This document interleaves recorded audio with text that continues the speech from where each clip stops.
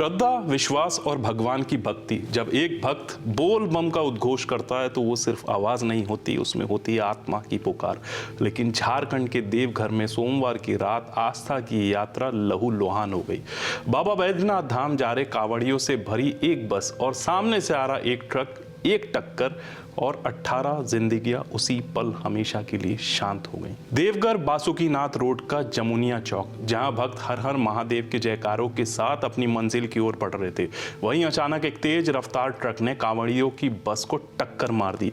वो टक्कर नहीं थी, वो एक विस्फोट जैसा मंजर था। कुछ ही सेकंड में वहां चीखें थी, खून था, टूटे कांवर थे और बिखरे हुए इंसानी सपने।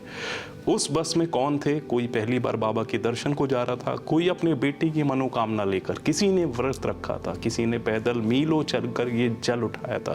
लेकिन शायद किस्मत को कुछ और ही मंजूर था।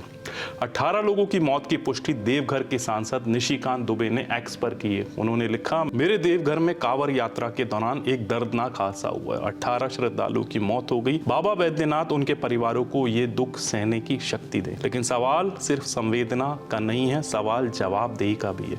हर साल लाखों कांवड़िए इस यात्रा में शामिल होते हैं। प्रशासन को ये पता होता है, फिर क्यों नहीं होती पुख्ता व्यवस्था?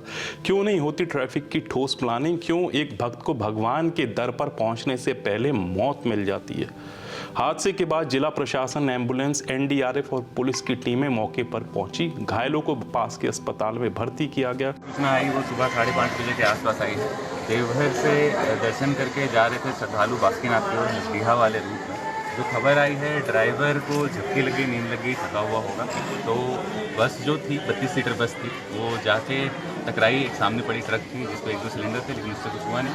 ट्रक से टकराई, ड्राइवर उससे बाहर ले गए, उसे भी वहीं पे ऑन स्पॉट उसकी मृत्यु हो गई। और बस थोड़ी अनकंट्रोल लगभग 100 फीट तक आगे तक गई और एक ईटा का बिल्डिंग टाइप का बना हुआ था, उस पर जाके लगी। इससे लोगों की इंजरी अभी तक जो सदर अस्पताल में हमारे टीम ने क्विकली रिस्पॉन्ड किया, सारे एम्बुलेंस पहुंची वहाँ पर। किसी की टांग टूटी, किसी की रीढ़ में चोट, किसी की सांसें लड़खड़ा रही थी। कुछ जिंदा है, लेकिन अपनों को खोने का जख्म उम्र रहेगा। जिन्होंने अपनों को इस यात्रा पर भेजा था, उनकी रात अब किसी मौत का इंतजार बन चुकी है। कोई माँ बेटे के फोन का इंतजार कर रही है, किसी बहन को अब राखी किसे बांधनी है वो समझ नहीं आ रहा।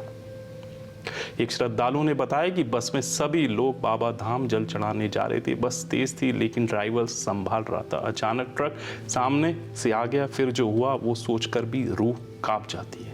इस हादसे ने बता दिया कि सिर्फ भगवान का नाम लेकर सड़कें पार नहीं होती। सिस्टम की लापरवाही, वाहनों की तेज रफ्तार और सुरक्षा की गैर मौजूदगी ने 18 लोगों की आस्था को कुचल दिया।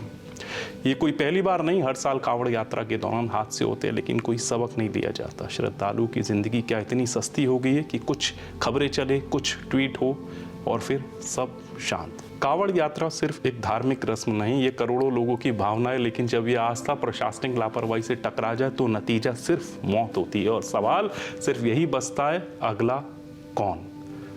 जय हिंद।